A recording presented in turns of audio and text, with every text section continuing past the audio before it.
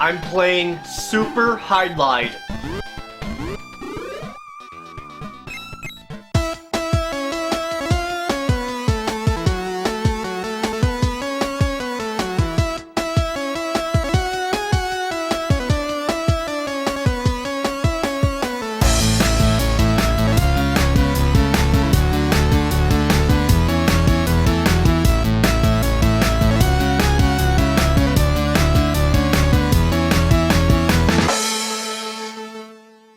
Super Hydlide, one of my most hated, traumatic childhood experiences, has a sequel.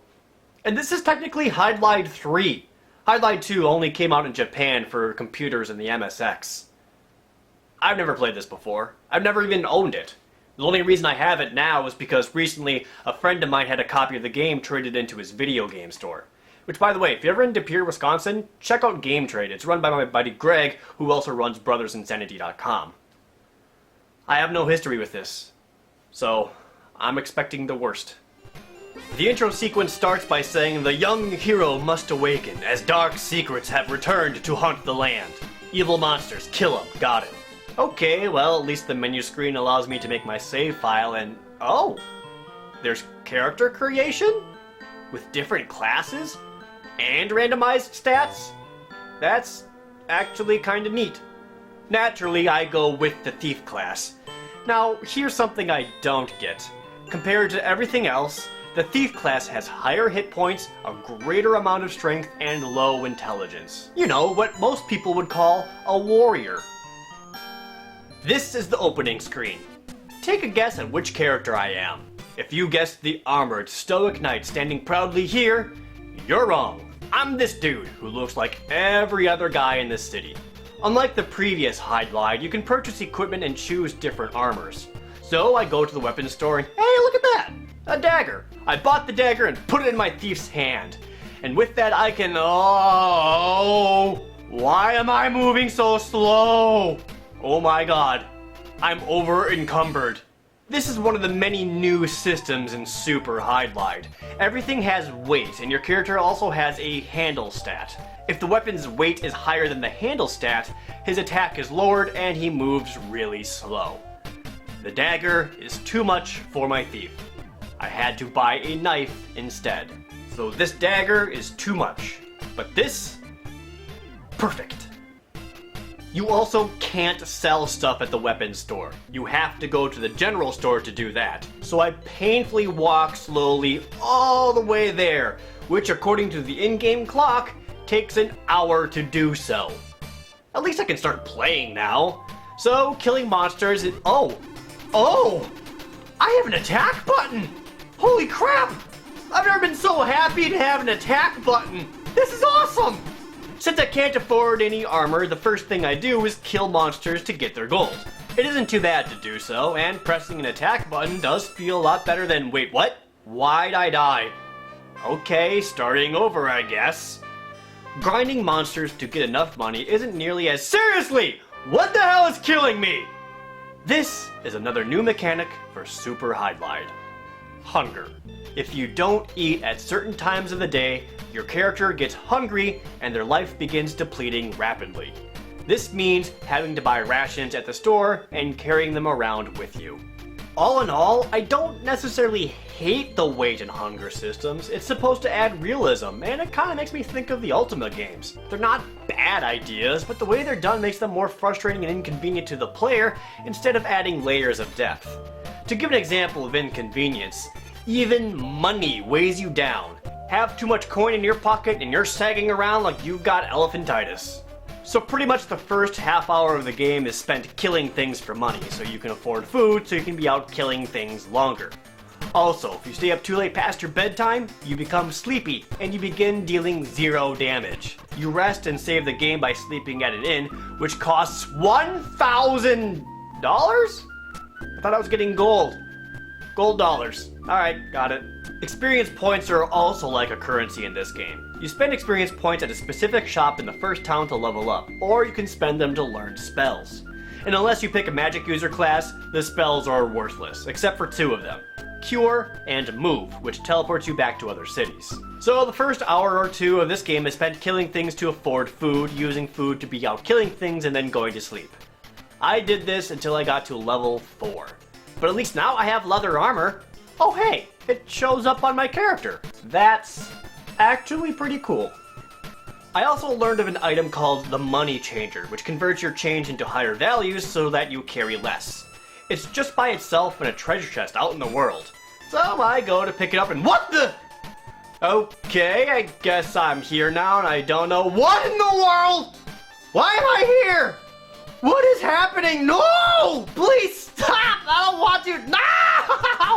What is happening to me? Random teleports. Because why not?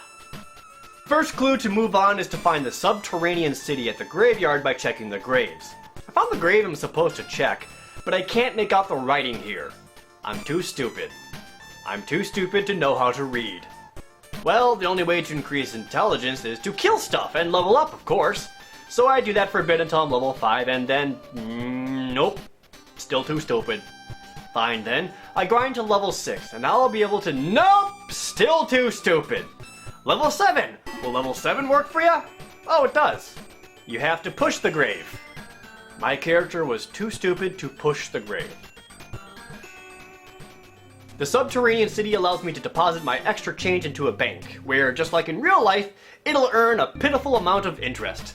I also got some upgrades, and the villagers inform me of their haunted warehouse and the Tower of Havel. The tower is the next destination, and ow god, my eyes! This is painful to look at. I seriously cannot tell the difference between what is a wall and what isn't. Towards the top of the tower are these vampires, which to me look like pterodactyls. Eventually, there's an elevator that you can take all the way up to the 199th floor. And one floor above that is the game's first boss fight, Hell Smoke. And as it turns out, Smoke isn't very threatening. Seriously, I killed him with almost no effort at all. He drops a cloud stone, which allows me to walk across the clouds into the Heavenly City. There actually isn't a whole lot to do in the Cloud City for now, aside from buying some upgrades. What I do need to do is walk around the Heavenly Palace to find a hole in the clouds, so that I can skydive from it! Woo! This is the only way to get to the Water City, by the way. Here you'll find some interesting things laying around. For example, I found an ID card which allows me to get back into the city whenever I want. And I also found a pack of Sega games. If you're wondering what possible use Sega games could have, don't worry, Super Hydlide tells you. It's a joke! The King of the Water Palace wants rare and interesting things. Specifically, he wants a dragon's fang. And there happens to be a dragon living in the caverns below the warehouse at the subterranean city. So it's back to there. You can only get to the Caves of the Dead by checking this empty treasure twice, which reveals a hidden passage. And the caves are, oh, they're dark. I'm gonna need a lamp. And lamps cost $10,000 gold dollars. This, of course, means more grinding. You know, this is the same problem that the first Hydlide had. Necessary grinding. But it's a lot more than just getting experience points this time. Now it's getting a crap ton of money to afford simple items. Or having to be a certain level to even continue the game. This is only done to pad the experience and make it feel like the game is longer than it actually is.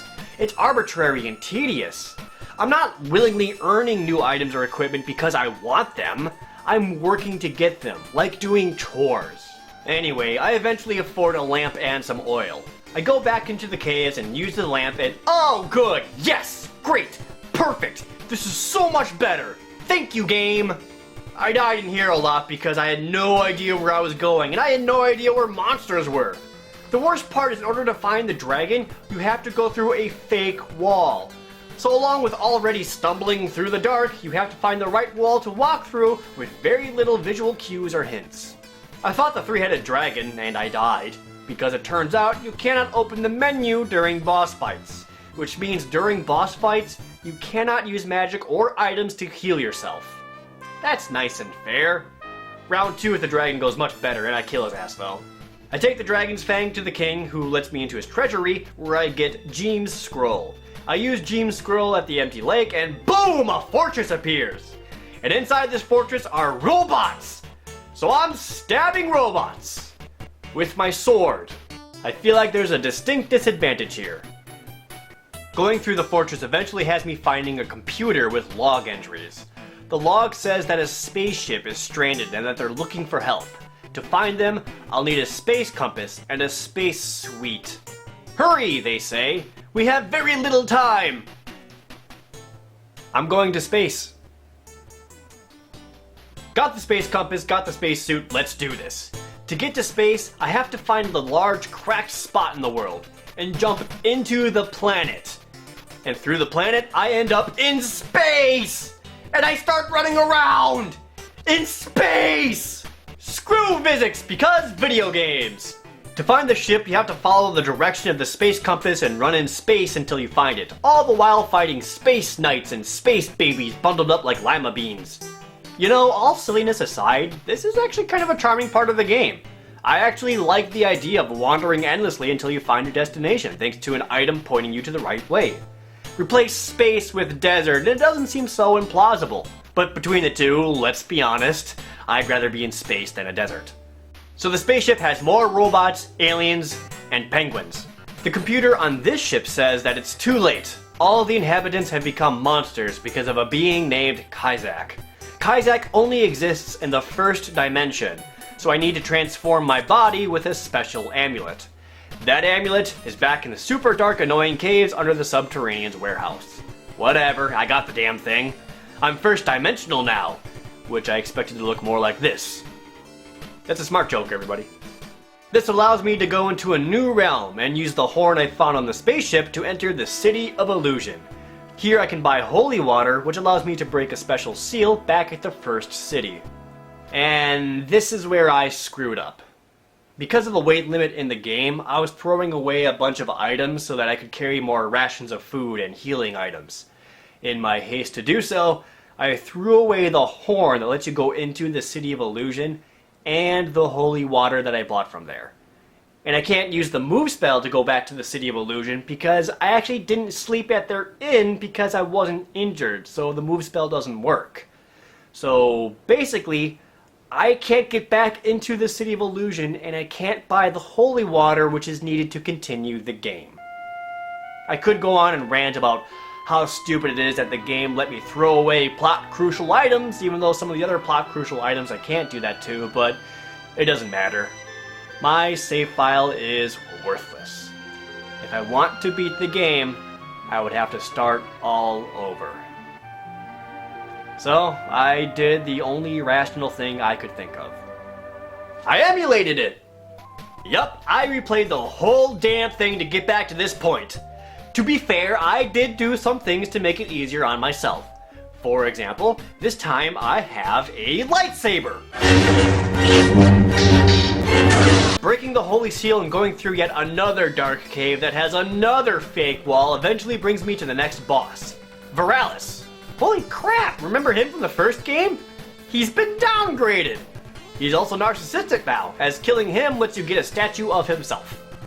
You use the statue of Veralis back in the first dimension realm at these broken rocks and only at night. This will instantly teleport you to wherever this place is. It's Kizak's lair, so it's probably in space or something.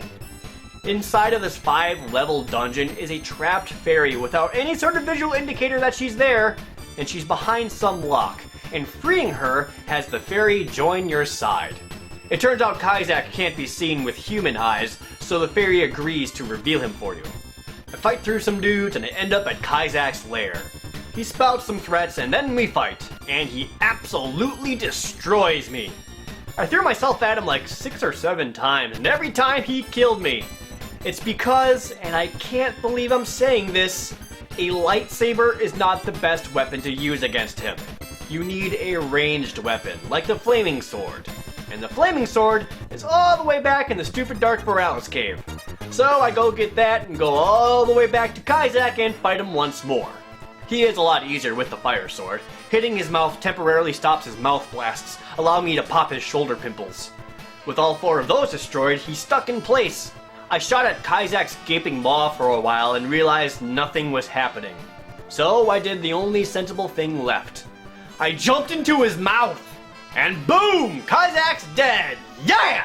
Before he dies, Kazak explains one last detail. He created the universe, the fairies, Viralis and his statue, the crystal, which I don't know what he's talking about, and I was made by Kazak as his antithesis. He claims with his death, so too the world and the universe will die. But then he immediately says that he'll live forever, so I just don't know what to believe anymore. Anyway, he dies and the world pops. Then the fairy and I float around in emptiness for a while, and suddenly the universe comes back to existence. A few glamour shots later, the game ends. And everything's okay, I guess! I gotta be honest, I've played worse. I wouldn't call it a good game at all, but it isn't completely abysmal. That's why my final rating for this game is a spacesuit out of 10. It's clunky, cumbersome, and frustrating, but Super Hydlide has some cool moments. The attack button alone makes the game much more enjoyable, and I like some of the little things like equipment changing your appearance. And I like the concepts of weight, food, and resting, but they weren't executed the best way, resulting in a very user-hostile experience.